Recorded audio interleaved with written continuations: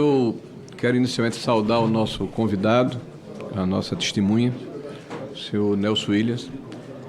Quero dizer a Vossa Excelência que tenho tido uma preocupação aqui nessa casa desde o primeiro momento, e tenho falado para meus pares, que nós não podemos fazer pré-julgamentos, não podemos enxovalhar honra alheia. E é evidente que as falas daqueles que nos antecederam parece que mudam de acordo com a conveniência, mas principalmente repete uma narrativa até a exaustão. Tratar as pessoas com civilidade, tratar as pessoas com respeito, não é apanágio, nem é uma questão específica para um ou para outro. É uma obrigação de todos nós. Tá? Eu ouvi o senhor Nelson Williams. Primeiro quero prestar minhas condolências à morte do seu pai. Certamente todos nós temos esse mesmo sentimento. E uma das indagações que ele faz a si mesmo de forma retórica, né? Por que eu estou no meio dessa confusão se eu nada tenho com a questão do INSS? Bom, senhor Nelson, o senhor está porque há movimentações financeiras entre o senhor e o senhor Camizotti e as empresas que ele tem ou as associações que ele detém o controle. Como o senhor já deixou claro que não vai entrar no mérito para não se autoincriminar, eu farei como o nosso eminente deputado Paulo Pimenta, né? Então vamos colocar aqui a nossa tese. A nossa tese não é uma tese, é uma realidade. Eu pediria que fosse colocado na tela e os senhores prestassem atenção a primeira projeção. A gente tem falado de AMBEC. A AMBEC, que foi de fato formatada em meados de 21, ela em maio de 22 tinha 1.611.000 de arrecadação. Em dezembro, 1.858.000. Em dezembro de 23 foi para 21 milhões por mês. Ao que me consta, dezembro de 23 era o governo do presidente Lula. A gente escutou aqui, e aí é evidente que a fiscalização e os controles são do governo que está, nesse momento, atuando. Coloque a seguinte, por gentileza. Uma situação assim muito clara para mim, nós ouvimos aqui no começo da sessão, eu vou relembrar aos senhores, nós ouvimos aqui que deveríamos, como comissão, propor mecanismo para evitar a continuidade desta fraude. E eu fiz aqui uma fala, dizendo, olha, o primeiro é o que já foi votado na Câmara, impedir de uma vez por todas o desconto associativo na folha. Conclamamos aqui o PT, o governo, a se irmanar à oposição e juntos pedirmos ao Senado para priorizar o processo. Por favor. Por favor, gente. Eu pediria a reposição de 1 minuto, eu estou perdendo aqui meu raciocínio, presidente. 1 minuto para o senador Rogério Marinho. Agradeço. Então, o que é que nós ouvimos aqui? Não, o PT é favorável, mas nós vamos ver a melhor momento. O PT defende os associados. Vamos lá. Lula reúne ministros e líderes para discutir CPMI do INSS. Planalto e base governista no Congresso divergem sobre o CPMI do INSS. Está aqui, ó. Só o único membro do governo assinou, que foi o senador Contarato, e aí ele tem que fazer justiça. O governo trabalhou fortemente contra a investigação. O ministro Volner, que é o atual ministro da Previdência, projeto que acaba com contribuições vai sepultar o movimento sindical no Brasil, diz ministro da Previdência. Por favor. Vai asfixiar associações idôneas, diz ministro da Previdência, sobre fim de descontos associativos. Está aqui, ó. Há uma diferença muito grande entre a retórica e a materialização. PT recua em tentativa de manter descontos associativos. Por ocasião da votação deste projeto de lei na Câmara dos Deputados, foi apresentada uma emenda pelo conjunto de partidos que apoiam o governo, PT, PCdoB, PDT, PSOL, Rede e PV, para continuar o desconto associativo. Está aqui, ó. Agora, recentemente, eles não querem acabar com a fraude. Eles não querem proteger o trabalhador. Eles não querem proteger o aposentado, porque da mesma maneira que fazem assim com o desconto associativo, fazem com a contribuição assistencial e faziam com o imposto sindical obrigatório, que é o tripé que sustenta o que nós chamamos comumente de república sindical, que se locupleta com o trabalho alheio. Lula disse que se reúne todo ano com a CONTAG, que é investigado pela Polícia Federal. Acusado de fraude do INSS, CONTAG ganha de Lula 2 assentos no CONSEA. após a acusação da fraude. É o prêmio pela fraude. INSS, a AGU excluiu o sindicato do irmão de Lula do bloqueio de recursos. Bendita hora, eminente presidente e relator, que na instalação da CPMI os senhores foram escolhidos como representantes, como presidente e relator. Porque agora a AGU que só estava investigando 10 ou 11 entidades, a CGU abriu o leque para as 38 ou 37 entidades que estavam surpreendentemente do lado de fora. E a INSS dispensou a exigência de biometria para o sindicato do irmão de Lula. Está aqui, ó.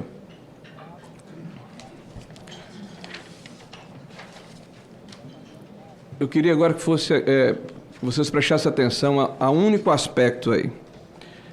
Explodiu. Olha a narrativa que aqui é importante que a gente seja pedagógico, porque as pessoas precisam entender que o governo todo dia vem com a mesma narrativa para saturar. Para as pessoas, a mentira repetida muitas vezes se torna verdadeira.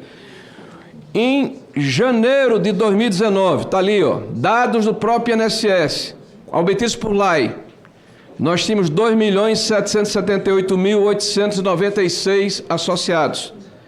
Dezembro de 2022, último mês do governo do presidente Bolsonaro, 2.706.880. Houve uma redução de 70 mil associados no período de 4 anos. Dá para ver aqui, o pessoal do governo está conseguindo ver eu não sei se está... Eu vou deixar aqui à disposição para vocês ficarem com o dado. Dezembro de 24, 7.491.000, aumentou 5 milhões de associados em apenas 2 anos. 2 anos e um quebradinho. 2 anos, exatamente. Vamos pegar uma linha do tempo para a gente entender esse processo. Porque começou no governo Bolsonaro. Você sabe quando é que começou isso, gente? A linha do tempo, por favor. Isso começa em 1994. E quem é a avó da corrupção? A ACT entre a CONTAG e o INSS. Que historicamente, por ter poder cartorário, sempre teve a condição de influir nos descontos associativos, porque quem ia pedir uma certidão para se aposentar precisava do sindicato rural filiado à CONTAG. Depois, vamos agora para 2019. Você sabe qual foi o único governo, em 30 anos, eu estou falando marco temporal de 94, que propôs revalidação de cadastro? O governo do presidente Bolsonaro, mas nenhum outro, com a MP 871. Além disso, quando chegamos, pedagogicamente, em torno de julho de 2019, 4 entidades foram descredenciadas por descontos associativos irregulares.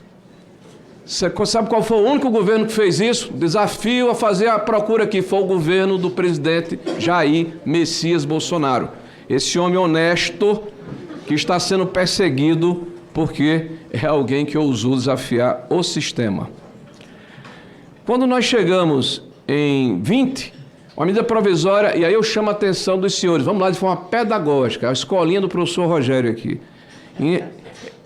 Em fevereiro de 2020, decreto 10.410, onde se define que a revalidação se dará a cada 3 anos e que os benefícios nascem bloqueados. Quem foi que fez isso? O governo do presidente Bolsonaro. A primeira vez em 30 anos.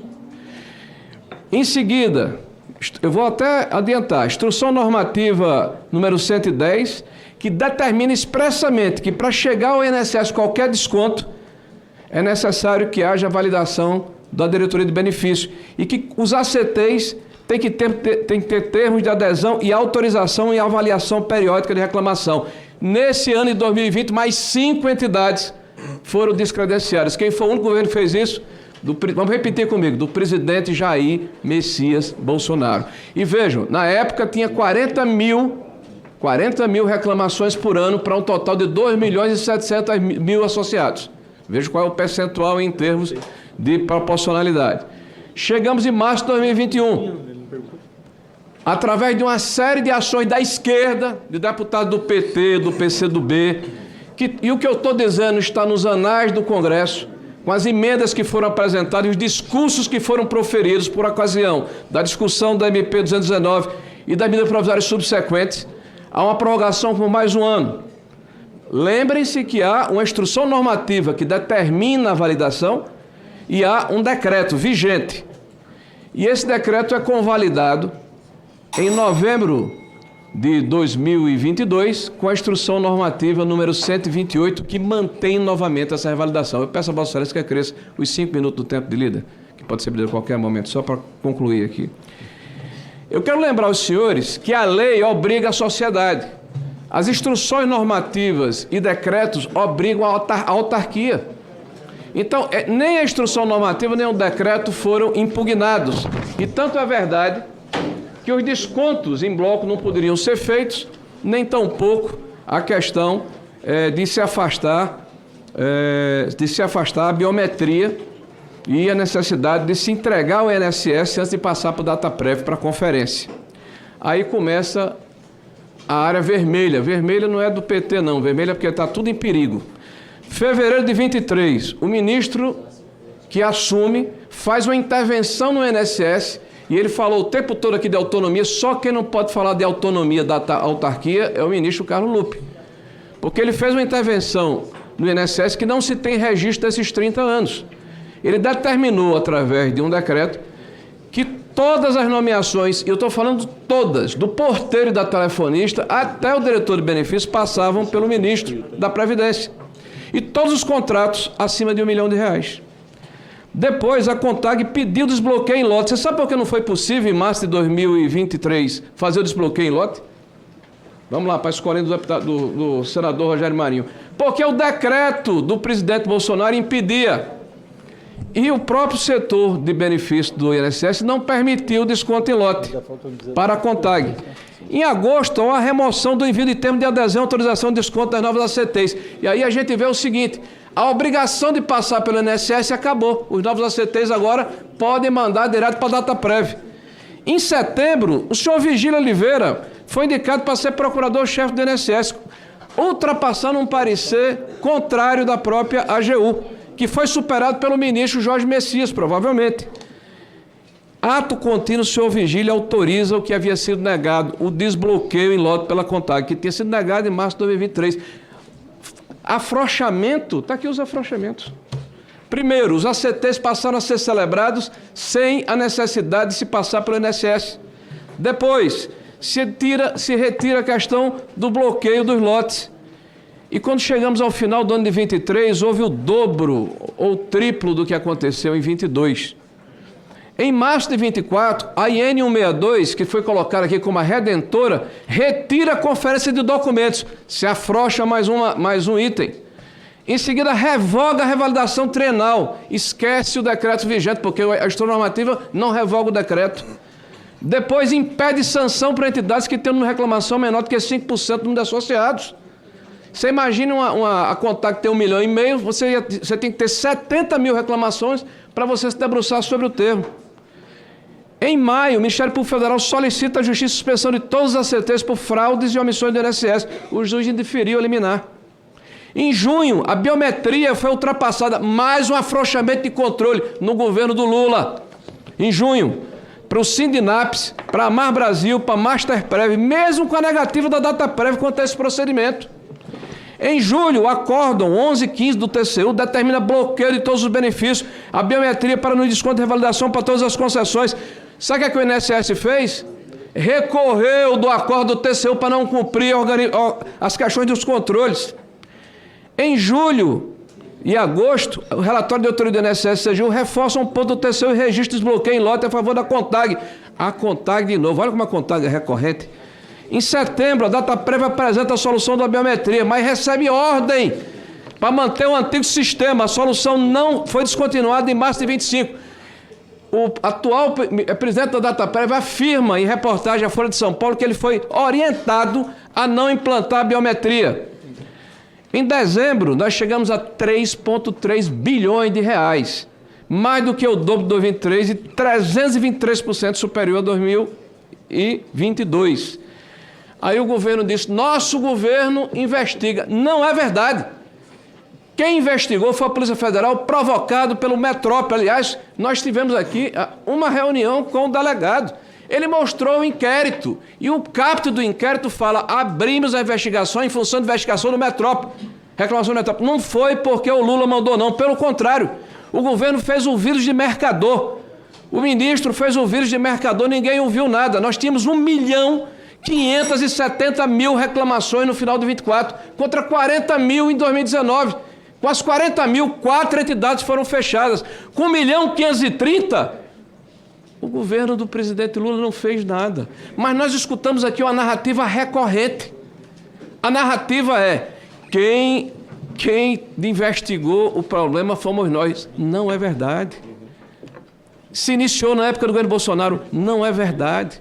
Houve uma explosão na época do governo Bolsonaro. Não é verdade. E as mentiras são tão repetidas, tão recorrentes, que eu preferi aproveitar o meu tempo aqui para rebatê-las, para deixar claro para quem está nos ouvindo. O que nos interessa nesses 20 segundos que faltam é encontrar quem foi o destinatário desse recurso. E a quebra do sigilo vai mostrar isso. Presidente, o senhor está fazendo um excelente trabalho, todos aqui estão. Agora, eu não posso ficar aceitando esse tipo de narrativa, porque o nariz de Pinóquio desse povo está crescendo, vai bater na parede daqui a pouco. Muito obrigado, senador.